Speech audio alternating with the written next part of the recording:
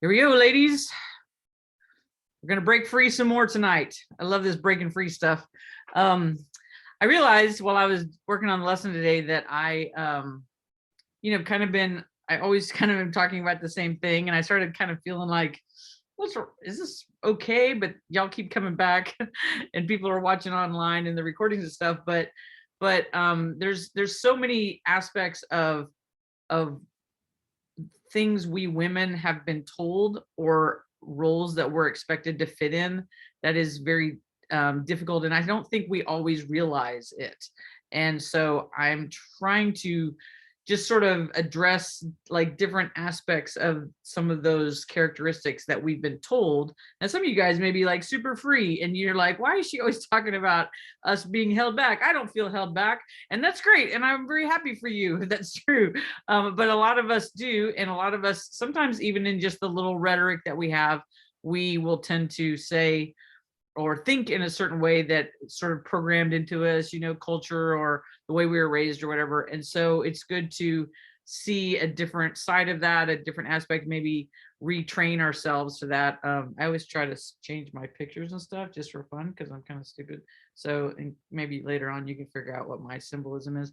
But because I just have this big wall in my bedroom and I just keep changing it. Okay, so anyway, so I just thought I'd throw that in for those who are watching later. Anyway, so I'm excited tonight to talk about a woman in the Bible who once again I know about, I've read about, but when I took a deeper dive, I found out more things and understood things a little bit better. Hopefully that's gonna be true for you guys as well. So even though we've got someone coming in just a few minutes, I'm going to go ahead and get started. I told her I would talk slowly, but she told me that wasn't possible, and she's right. So we're just going to jump on in, dive in head first. Okay, here we go. So you should be able to see your screen. If for some reason you can't, wave really big, but you should be able to see a nice big purple screen that says Women Break Free. Let me move you guys over to the top here and get going. All right, women, we're all about breaking free. We are loved and empowered by God to serve however the Holy Spirit tells us, leads us, speaks to us, moves us, calls us, anoints us, all that stuff. I want you guys to be free. And so we're going to address some things. We're going to keep addressing things that may have been different aspects of or just different ways that may have we may have been taught wrong or held back in some way. Last week we were talking about Martha. I thought that was a pretty interesting study, looking at how really she went from not just having an understanding of who Jesus was as sort of this famous guy, friend of the family, came to her home, but when Jesus really truly invited her to be a part of who he was, she did it. She got saved. She went all in, and the next time we see her, she's pronouncing who exactly Jesus is, one of the most profound announcements of him as Messiah and Savior and the Christ as anyone in the Bible. We see it with Peter, and we see it with Martha, two of the most significant moments. We tend to only hear about the Peter one, but what Martha said was as or more even significant. And then the next time we see Martha, she's just going about doing the exact same thing she's always done, but there's not the complaining and the not understanding who Jesus was that the way we were first introduced to her. But she really truly did grasp the significance of who Jesus is. Now this week we're going to go way back, all the way back to the beginnings, the Old Testament, and we're going to see a different lady. And so if you want to get your Holy Bibles out, take a turn all the way back to Exodus. Any guesses? I will just go ahead and let you know. We're going to talk about Zipporah tonight. Wave your hand if you know exactly who Zipporah is. There you go. I knew you did. All right. Zipporah was a problem solver. Now, once again, we have a woman in our word who is given a very, hey, Paula, she made it. I tried to talk slow. Very, very small amount of story. And yet what she did was life-changing, history-changing, history-making, and she solved a problem that nobody else was solving, and that she gets a very little mention, very little credit, and yet what she did was phenomenal. So let's take a look. Okay, Moses. We know about this Moses guy. We've all heard of him, right? He was one of Israel's greatest and most revered leaders in all of the Bible. Thousands of years later, he is important in the Hebrew nation, to Israelites, to the nation of Israel, to Christians as well, who connect with Moses, and of course all of the things that happened with the Exodus, of course the plagues, the Red Sea, the Exodus. I mean, some of the most significant symbolic things that we Christians, especially we charismatic Christians, like to talk about is we can throw out something like, oh, it's like going through the Red Sea, or oh, it's like the plague here or the plague there, or this demon that they were coming up against, or those idols, or the tabernacles. All that stuff was Moses stuff. So he's a pretty big deal to us, even thousands of years later. But what we don't really get talked about very much is this idea, these stories about how he was just about killed a bunch of times. He was he almost perished. That's the great word. He almost died several times. And if it had not been for the courage, the wisdom, the actions of the women in his life, he would have surely died himself. And so I just think real quick, how many women can you name? I'm going to tell you right now, there's 6. How many women can you name in your head that saved Moses? I'm going to tell you all of them really quick. Here's the first 2 right here. Well, nope. Let me tell you this real quick. The idea of being an Azer. We talked about this quite a while ago, but that Genesis 2 tells us that that the second human, the woman, was created to help the first human, that eventually became the male, because that first human needed a rescuer, needed a helper. That is considered a rescuer, that someone who could was a necessary ally, a partner. God did not want that first human to be alone. So the first human was split into 2 humans. Then we have male and female, but that second one that was brought along, that was created from the first one, was called a rescuer, an Azer, Kenegdo. And there's a bunch of really strong examples of these rescuers in the life of Moses. The first 2 are Shiphrah and Puah.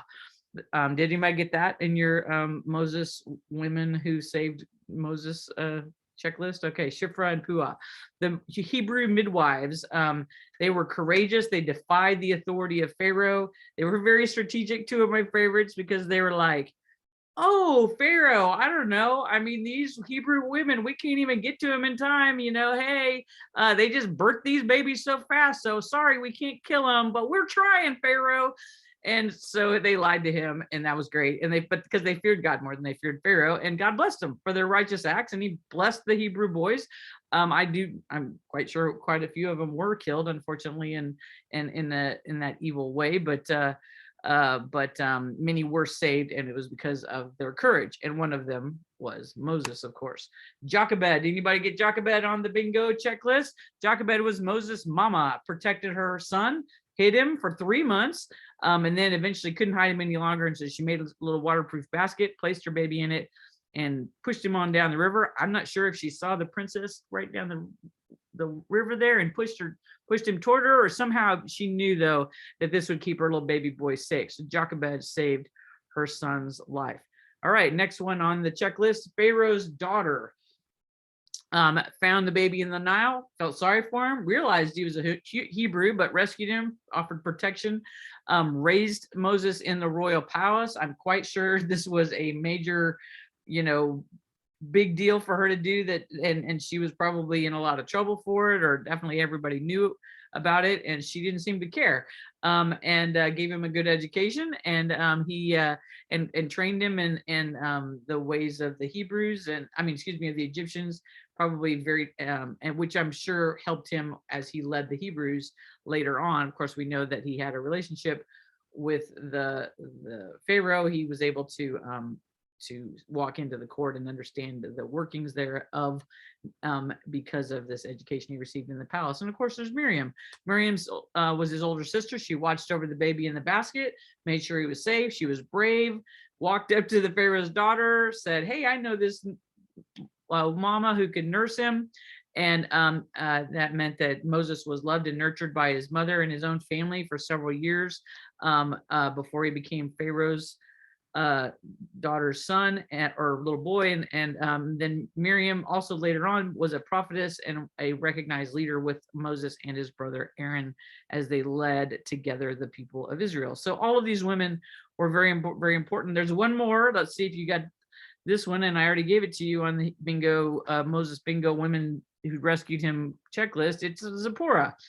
Who knows who Zipporah is? Anybody? All right, I'll tell you. She became the wife of Moses. And there's this really weird passage where God is about to kill Moses, and that's the passage we're going to talk about tonight.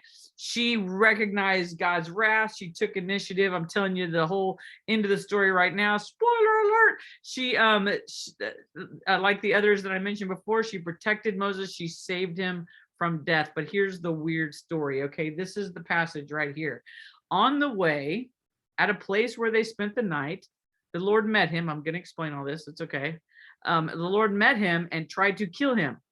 But Zipporah took a flint, a knife, and cut off her son's foreskin and touched Moses' feet with it and said, "Truly you are a bridegroom of blood to me."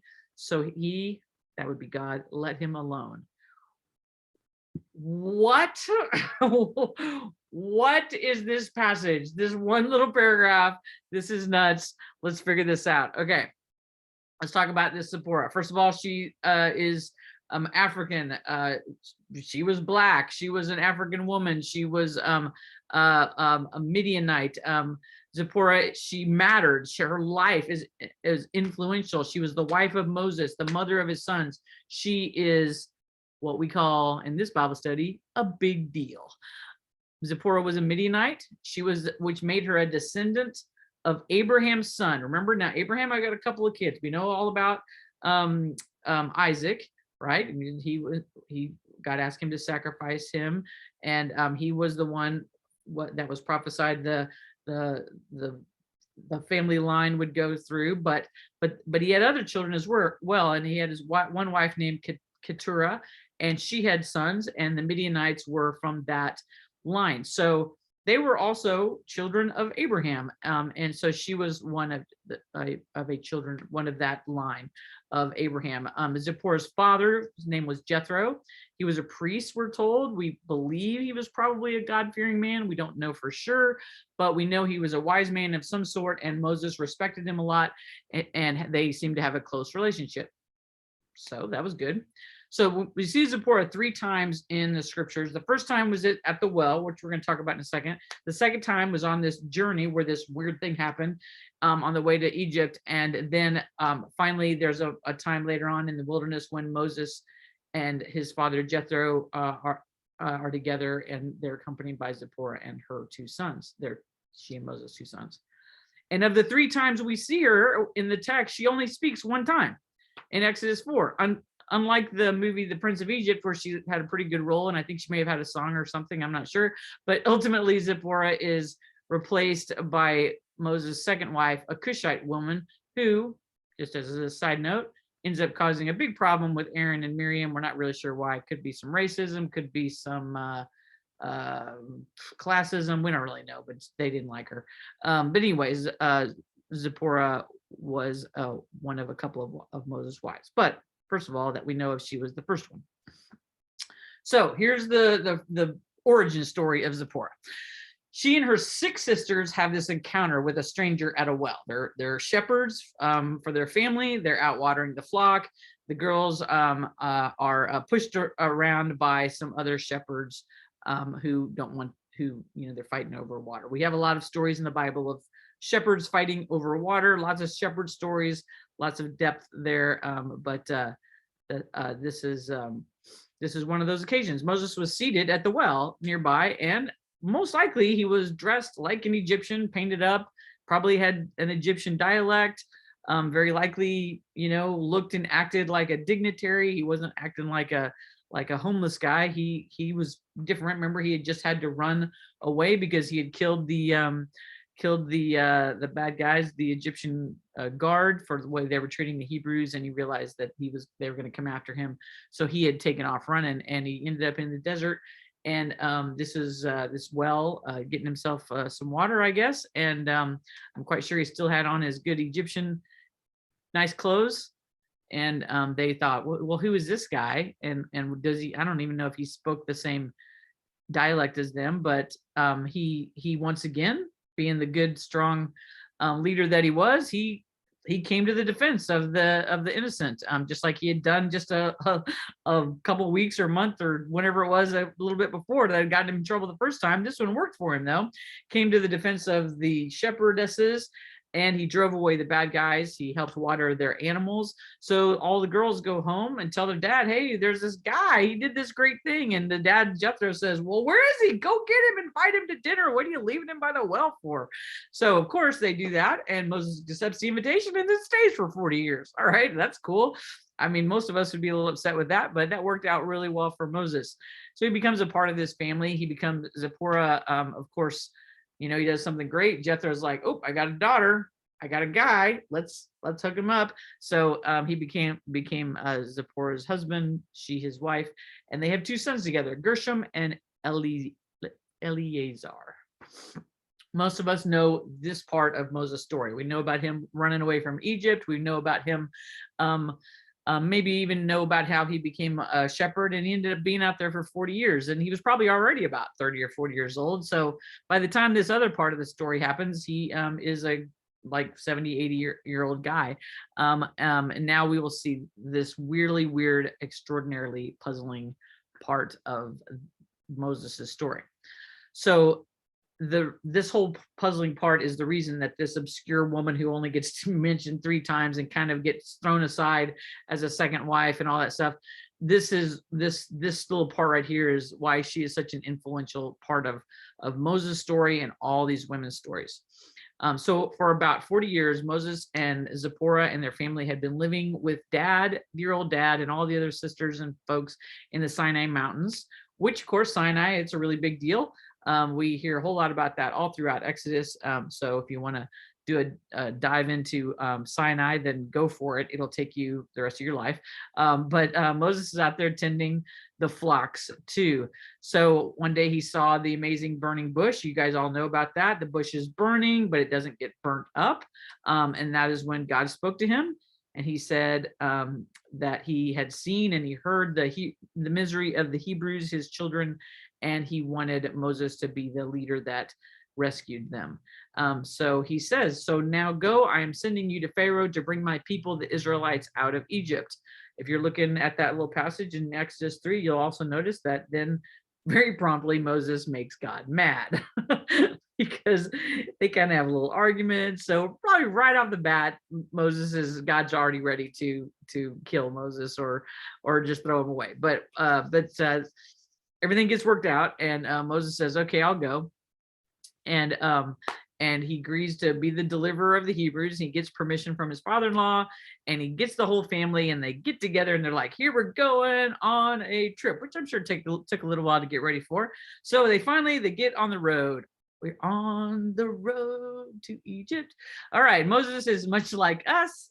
He's obedient in many things, but he also tends to miss the mark, or sin, as we like to call it.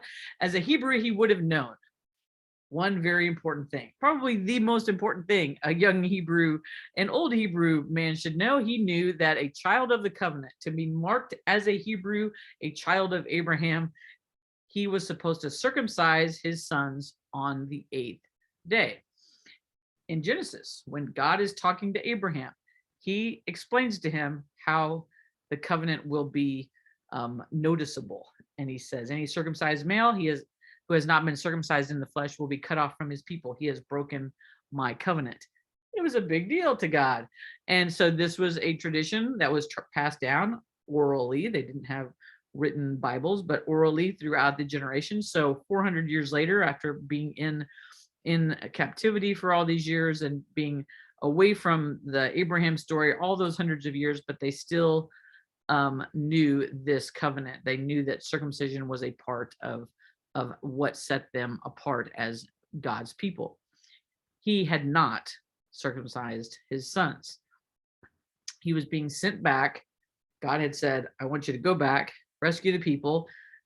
and the nation that God actually refers to in the Exodus story, where he's talking to him about, I don't have it written here, but if you want to look it up, where he's talking to him about going back at the burning bush, he says he is called his firstborn son, which is the Hebrews, but and that's who he was sending Moses to. And yet, so that's how God identified them. That's how he responded to, recognized them. But Moses himself had not included his own son or sons in this same covenant. That was the whole reason for his mission, was that God's recognizing a firstborn son and how they are connected with him. So this next passage is the one that we've read before, and it's kind of hard to deal with because on a first glance, or even a second glance, maybe even a third glance, it does not make any sense. So once again, we got to have the context clues, and we got to do that research into ancient Hebrew culture and all that stuff, which, you know me, doing the Lord's work for you, I looked it up. The long ride on the way to Egypt meant they had to stop for a rest. So Moses, Zipporah, the kiddos, all the little sheeps in the fields, all the camels, all the extra people. They probably had servants and other family members who were tagging along. And it says in Exodus 4:24, during the night that God tried to kill Moses. It doesn't really give like a big explanation. It doesn't actually say this whole thing like God looked down and saw that the boys weren't circumcised, and so he decided, or he gave Moses a little warning and Moses ignored him. He didn't say any of that. Once again, we just have to use our context clues, use our big context clues. We got to go all the way back to Genesis. We got to look at all of the way God interacts with his people to be able to see that this would be something that would be a problem for God with Moses. So it just says God during the night tried to kill Moses. Once again, we don't know how. Did he have a heart attack? Did he all of a sudden develop leprosy? Did he have a stroke? Did he get bitten by a Sinai rattlesnake? I don't know, but for whatever it says, God tried to kill Moses. Here it is again. On the way at a place where they spent the night, the Lord met him and tried to kill him. Now, also, it would be cool. Does it say? It doesn't really tell us. Did God like have a conversation with him? Did Zipporah overhear the conversation? Did God talk to Zipporah maybe and say something to her? I don't know. Whatever, all that worked. I wish I did. The Lord met him and tried to kill him. Period. But Zipporah, what a great phrase. But Zipporah. There's a lot of but gods in throughout the scriptures. But God did this, and I love those. But I also love it when God throws in one of us ladies, and it says, but Zipporah took a flint. That's a cool little rock knife. Took a flint and cut off her son's foreskin. Ouch! And touched Moses' feet with it and said, truly you are a bridegroom of blood to me. So he, God, let him alone. Wow, that was quick. That was probably a very long, noisy, and obviously bloody scene. We get one sentence that explains all of that, which maybe is good that we don't have to sit and dwell on every single aspect of that. But the imagination runs a little wild. What was happening that night? I don't know. Was Moses over on the other side of the tent dying? Was he outside? Was he? I mean, maybe, I don't know, but it's that must have been quite a scene. Hey, son, come here. We got to save your dad's life. Oh my gosh, sorry. I'm just thinking about it. Okay, so we got another one of those. Wait, what? What is happening here? I am totally lost.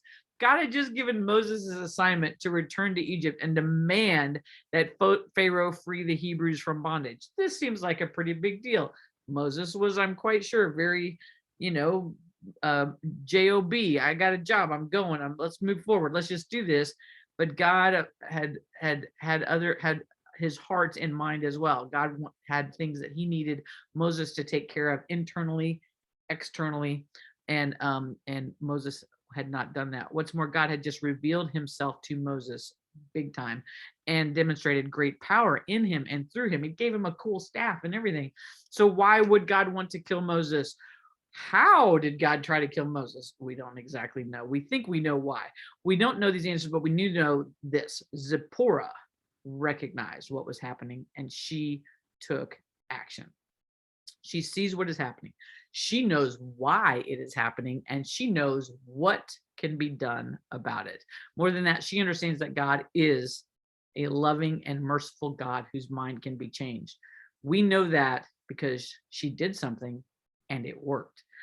That's how we know that she has an understanding of God. She didn't just go, "Oh man, Moses screwed up. Now I got to get all these kids back. He's dead. Boy, the funeral's going to be awful." I mean, she could have just let it all happen, but she said, "I'm going to take action here. This God is loving and merciful. He will allow me to step in to this, even though Moses is being stupid, maybe stubborn." We see this quite often in Moses, actually, throughout the stories of the book of Exodus. We see several times, like I said, that God says he's going to kill him. Of course, we also actually see that he did not even get to go into the promised land. So there was an ongoing some ongoing issues between God and Moses, possibly his stubbornness. We know there was anger issues and things like that. But she goes through with the discernment that she has. Then she follows through. She does an action that alleviates God's anger toward Moses. That is a really, really big deal. For one sentence, that's a really big deal. Moses was in trouble. Zipporah is the one who rescues. What really happened in this scene, we're not totally sure. The Hebrew isn't very clear, even though we have a bunch of Bibles that explain it. I looked up, doing the Lord's work, looked up several different versions for you, and they all said something a little bit different, actually. Some of them referred to the feet. Some of them actually referred to genitals, that when she touched Moses, it said several versions say touched Moses' feet. And then other things said that that actually is symbolic for touching his genitals with the foreskin. Y'all, y'all just do that study all by yourself.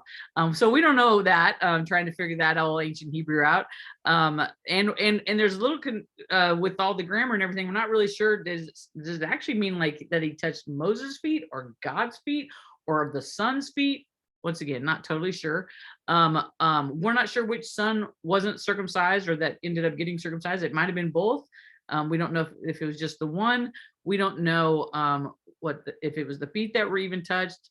And then she calls Moses a bridegroom of blood by circumcision.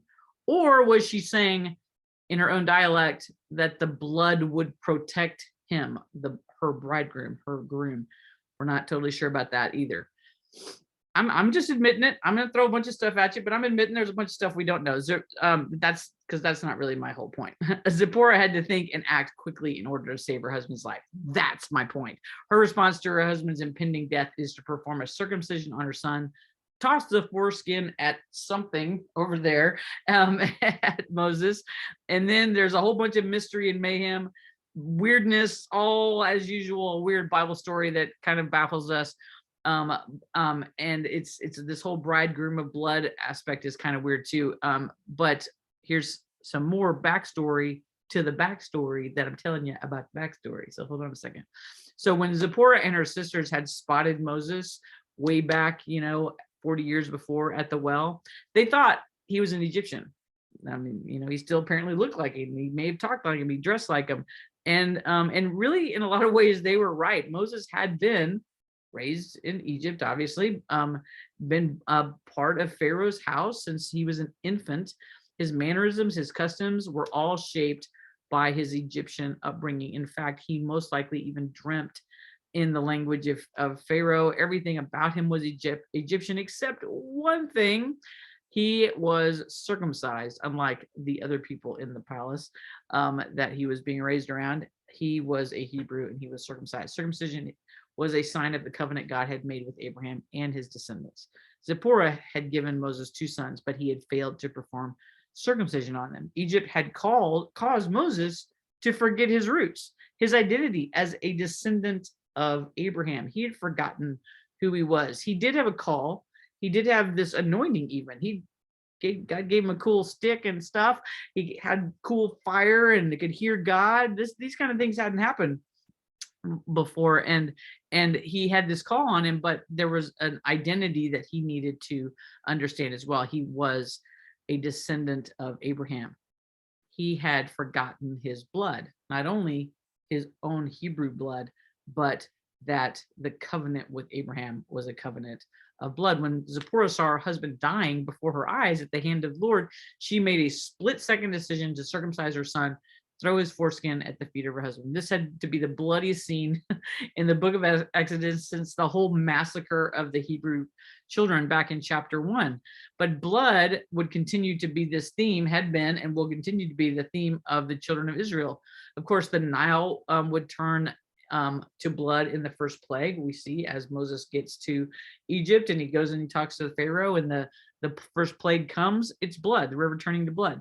Then, of course, we have the blood of the Egyptian children during the final plague. We have the blood of the lambs that were smeared on the doorpost of the Hebrews that would save them. And Zipporah has referred to Moses. Of course, this is before the plague stuff was going on. So she referred to him as a bridegroom of blood when she tosses this at his feet. And it kind of reminds me of a movie, as she says, "You're a bridegroom of blood." She throws this at him. I don't mean throw it like, she's mad, but she just says, this is what I have to do to remind you of who you are. And it reminds me of this movie that also another prince is told, "Remember who you are." And he guesses. Spoiler alert, it's a 27-year-old movie. I hope you guys haven't seen it because I don't want to spoil it for you. Because Deborah yelled at me because I spoiled Moana for you. But the movie says, let me say it this way: remember who you are. Yes, spoiler alert. It's the Lion King, you guys. Simba, he had to be told, remember who you are. He had to be bonked on the head by Rafiki because he did not remember that he is a prince. He was that one who was anointed from the very beginning. He had been rescued. He had bad things done to him. He had to run away, and he was trying to hide from who he was, and he had to be told, remember who you are. That is what Zipporah was doing for Moses. She was the Rafiki in the story, if you want to go that far. She had to sort of knock some sense into him, but she mainly had to get him lined up. If he wouldn't do it, if his heart wasn't right, that's between him and God, the heart issue, but the action issue had to be taken care of. And she took care of the action herself, and she saved her son, she saved her husband, and she saved the entire Hebrew nation because she understood who Moses was. He was in the bloodline of Abraham. He should have circumcised his son himself on the 8th day, but he forgot who he was, a bridegroom of blood, not with her as a bridegroom, but his line, his Hebrew line. It was blood all the way back to Abraham. He had been raised a prince of Egypt, so he forgot, he forgot this, but he had forgotten the stories of the Hebrews. Abel was the one who sacrificed a blood sacrifice. Of course, he ended up getting killed by Cain for it, but he offered a blood sacrifice. That's the one that God accepted. The covenant that happened between God and Abraham was a blood sacrifice covenant. The ram saved Isaac, his own Hebrew blood, and the requirement of the circumcision. This all has to do with his own blood and recognizing the importance of blood. That's what seems to be what she was talking about. These people he was going to save were his own people, God's chosen people by blood. In order to complete the assignment, there had to be a death. What was going to die? Well, Zipporah didn't think it should be Moses. She thought it should be the Egyptian in Moses. The Egyptian in him had to die in order for Israelite Moses to rise up, fulfill his purpose, the one he was born for. So there was a part of him. Now, if he wasn't going to do it himself, she'd take care of it for him. This is the reason I love Zipporah so much. She recognized it and she said, I'm going to take care of this. I'm going to get your head right. Through Zipporah's quick thinking action, she invoked this covenant between God and Moses. The thing that Moses should have done, she just took care of it herself. And God's commands, they could be fulfilled, and Moses would remember his roots, remember who you are.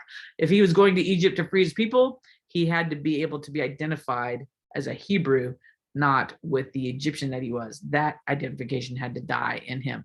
He had to know completely everything around him had to be lined up for him to be able to walk into Pharaoh's court. Nothing could say, but you haven't done these things. The enemy couldn't say that to him. The people, his own Hebrew people he was going to rescue, they didn't trust him at first when he came in. They needed to be able to trust him. He needed to be able to show that he was one who was aligned, and he was no longer the Egyptian that they knew him as. They never really understood him as a Hebrew. So everybody needed to see it, and it wasn't just him.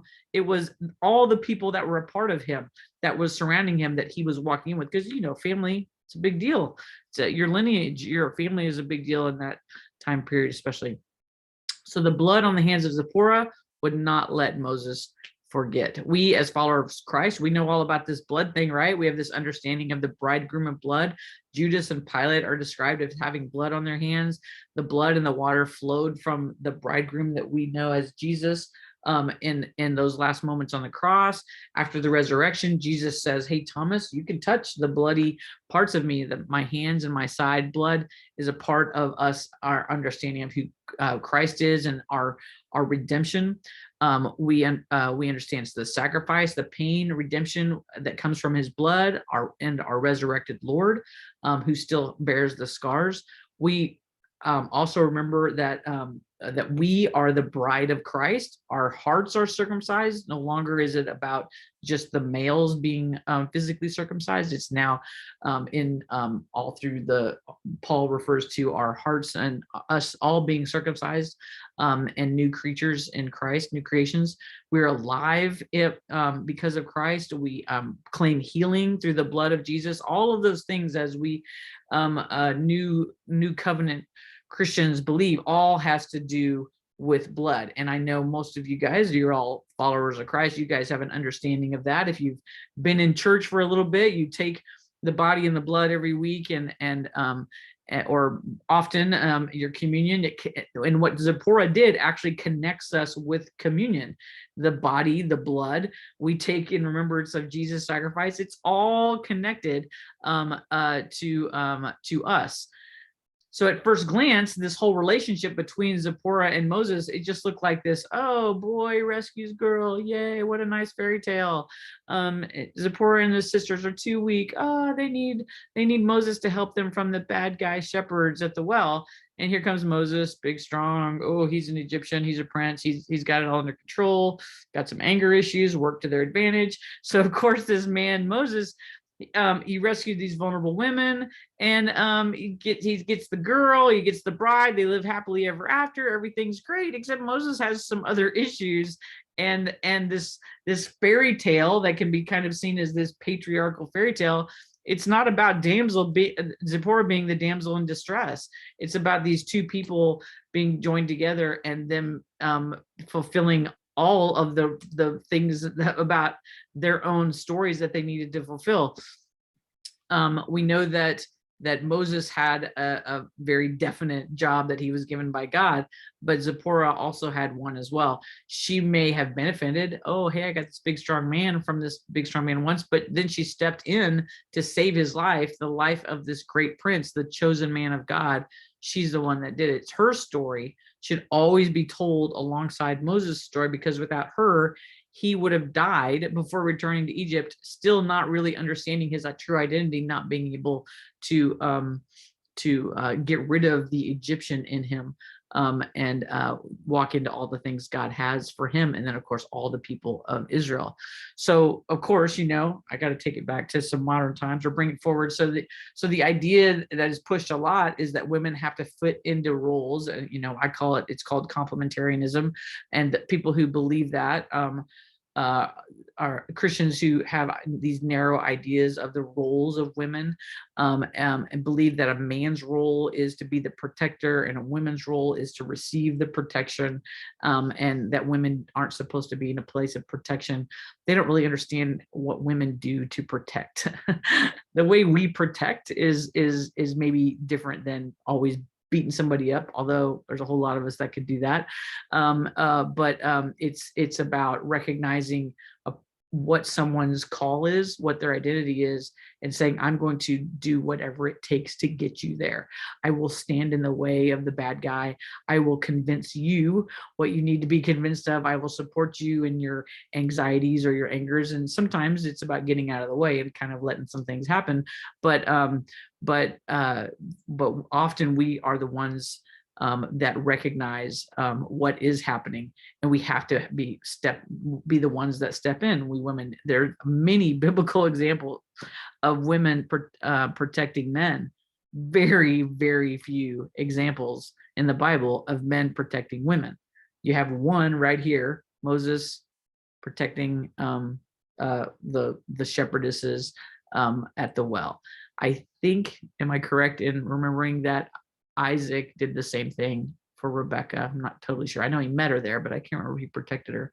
And I cannot remember any other occasions in the Bible where a man stepped in and protected a woman, besides just like big army type stuff.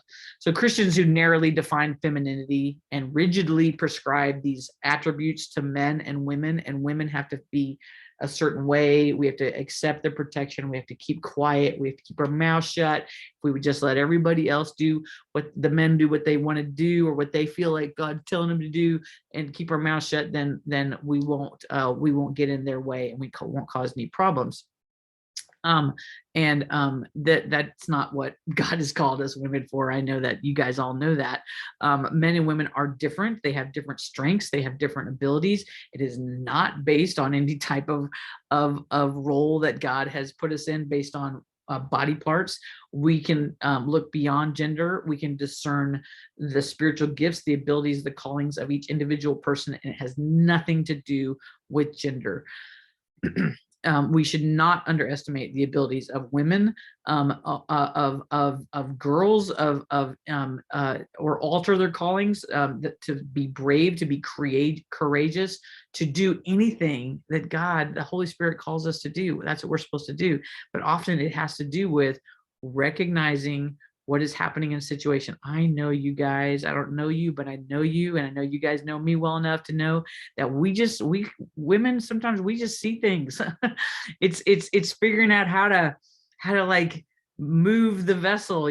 Sometimes we can jump in there and make a quick turn like we're in a speedboat and get people back on the right track. And sometimes it's a very slow process of helping people to see and be more confident. Maybe it's our husbands or our sons or our daughters, people around us, and we say, let me help you see this. Maybe sometimes we get into fights over it, but it's about, and we're not always right. Let me throw that out. We're not always right, but the boldness, the courage to be a Zipporah, to be a woman who steps in is an important thing. And I don't want you guys, anybody who's listening to this, to believe that you do not have that call on you because you're a woman. There are many people who tell women, just be quiet. That is not your role. You don't get to tell me what to do. You don't get to be my protector. I will take care of it. You're a woman. We cannot do that. We should not underestimate our callings. We should be brave. We should be courageous. God wants us to use those things. With Zipporah, we see that she is discerning.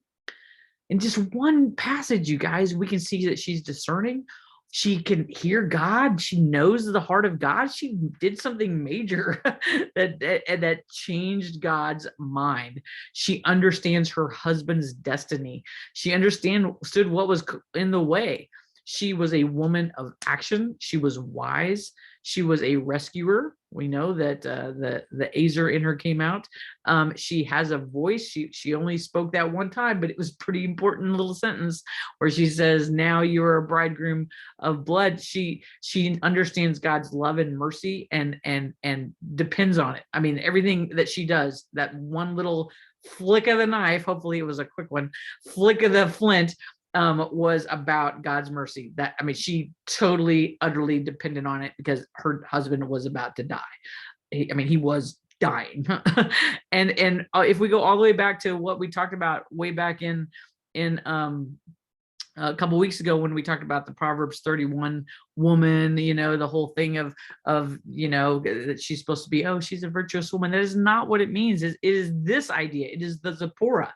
It is the woman who is the Eshet Kael, a physically, emotionally, spiritually, militarily, mentally strong woman. That's what we're after. That's what we can become. That's what we already are. Here's a bunch of women who in the Bible who are this, the Shiphrah, Jochebed, Miriam. We got women all through the word that some of them we don't even know their name. They're just considered the wise woman here or the woman of this town, and yet all of these women did amazing things that changed the course of the lives around them. That I think, yes, got Samson's mother, God spoke only to her, and when God, when her husband had a question, he said, okay, whatever she wants. I mean, but we don't even know her name. You know, these are important women. Huldah, the woman who they took the Holy Scriptures to, and she pronounced that these were the word of God, that they were, because they'd been lost for so long. That these are amazingly important women who changed the course of people's lives, and their courage, the courage of Rahab or Esther or Tamar. Oh my gosh, that story, that's crazy. Jael. These are all amazingly important stories that take us to that give us an understanding that God expects this of us as women. He wants it from us, and no matter what somebody says about us, it is what God wants of us, just simply because we are. And guess what? We should be telling our young boys, our young men, our husbands, whoever the men around us, that they should be like these women too. It's not just women who are supposed to be like women. Women are supposed to be, I mean, men are supposed to be like these women. Men should be like Jael. Men should rise up and be like the wise woman of Abel Beth Makkah or Shiphrah and Puah. They should have that kind of courage as well. We should be telling them those stories. If you got grandsons, sons around you, tell them these stories as well. Oh, there's one more. Phoebe. I forgot about Phoebe, and Mary Magdalene. Oh, got to fit some more in there. So yesterday, even during the service, our pastor, our preacher, he was saying, he was prophesying, and he was saying it was time to unmute yourself. It's time to be bold. He was talking to everybody, but of course I was working on this lesson, and I was like, oh, hey, this works for me. This is exactly right. Unmute yourself. Get out there and speak what needs to be spoken. Do not allow, we have craziness going on, and there always has been craziness, and there always will be craziness. It seems a lot wilder right now because we got news coming at us constantly, and things surrounding us all the time. But somebody's got to stand up and be bold. Somebody's got to stand up and be unmuted and say, no, I'm sorry. And I'm not telling you what that situation is for you. It's going to be whatever God gives you. But be bold, be Zipporah, be Abigail, be a wise woman, be a wise man, be the one God has called you to be, because there is nothing holding you back. We have one little story that changed the course of a life and a whole generation, and that's what you guys are called to do as well. Does anybody have any questions?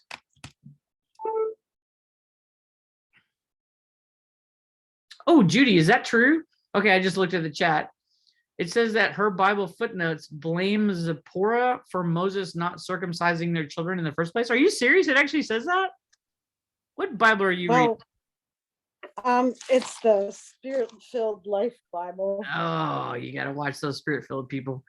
Just kidding, kidding, you guys. Everybody relax. It says the meaning of a husband of blood probably refers to Zipporah's indignant feelings about the circumcision just performed, but it also says something about her not really wanting Moses to do that to her kids. And I don't know. It's interesting. Well, anyway. Yeah. I did a lot of work. I'm not saying I read ancient Hebrew, but I looked at a lot of things. I didn't see any of that. I mean, I guess that is one interpretation, but it doesn't appear that way based on anything else. We only have this one thing. God was about to kill Moses. Zipporah stepped in. I don't know where you get the part where that she she had caused the problems, except if you're just looking for a girl to blame, which, let's be honest, that's that patriarchy that we're always fighting against, especially in those Bible All right. translations. Go back and watch my lessons on Bible translations. Oh, this is supposed to be the burning bush, by the way. I was just gonna say. In case you were wondering, I changed my thing. Anybody else have any interesting side notes? Any questions? My Bible says in the footnotes, it said this story has similarities with other stories where God attacks or nearly attacks people chosen for a mission. God threatens Jacob in Genesis 32, Balaam in Numbers 22, and Joshua in Joshua 5. Yes, that is So it's all. not unusual. No, it is not. And unfortunately, he doesn't usually tell us why. I mean, there's a story about David too, right? Where wait, was he was mad at David for the census, right? Is that, am I remembering correctly? Yeah. And we're not totally sure what the big deal is, because another time David was allowed to take a census. So I mean, there's some smart people who've figured out probably why that is, but yeah, there is it does seem that God, sometimes, I'm saying it seems this way, that God has a quick temper, but I think, once again, looking at larger context, is what the good Bible scholars do, and they say, we have to look at how this was written, and that it's God already did tell them certain things, and now he's saying, you didn't do it. I told you back like 12 chapters ago, but we forget to look 12 chapters ago. So yeah, so yes, God seems to have purposes in wanting to take the life quickly, but we also see mercy, which is the greatest part. We see mercy, and thankfully Zipporah saw that opportunity for mercy, and that is kind of an interesting part of a lot of those stories, and it's not really focused on a lot because it skips it around really quickly, but often God's anger, for instance, when we talked about Rizpah a while back, about 6 or 7 times ago, Rizpah herself sat before God, and because of the injustice done to her sons, and God's wrath came against the people of Israel, and David thought he had it all figured out, and he didn't. And when he finally did, God's wrath against the entire kingdom was alleviated because he had to make right the wrong that was done to Rizpah's children. Now, she still lost her children, but her sitting there for 6 months and scaring away the animals and the birds from eating her children that had been hung unjustly was what caused God's wrath to turn again. So yeah, big stories that you have to look a lot deeper in, and I always have to do a lot of research in. But all this to say that for Zipporah, that's really my point, is that we as women have this a gift. I believe most women I know, whether it's with husbands or the people around them, they have a way of, I'm not saying that no men do, I'm just talking about women right now, you guys don't freak out on me, but but women, we do, we kind of see a lot going on, and sometimes we are overwhelmed by seeing so much, and then we start spitting it all out, and we, as we say in my family, we verbally process saying what's going on, and we can overwhelm some people around us doing a lot of that. But a lot of times we're seeing what's happening, and we're putting together pieces, and we're playing chess. Other people may be playing checkers, and they don't understand 3-level chess, and they're still playing checkers. They're really good at playing checkers, but we're still trying to put all the pieces together. Sometimes it's long-term things, and sometimes it's quick and right in front of us. And I want you guys to be encouraged. There's nothing wrong with that. You're being Zipporahs. You have to use wisdom. You have to hear God. You have to see deeply. But once you realize what's going on, be bold, be courageous, be strong, jump in, and do what God has asked you to do to save a life. I'm all about saving the lives, you guys. I mean, I tend to be a little bolder than some, and it can get me in a mess. I tend to be a little bit louder than some, can get me in a mess. But I also have saved some people too, you know. Sometimes they don't know it. but I know I have as well. So anyway, so does anybody have any other questions or any other thoughts, statements? I will end. I'm gonna pray after. I'm gonna hit stop on the recording. So goodbye to anybody who's listening. And then I'm gonna pray real quick. So hold on, you guys.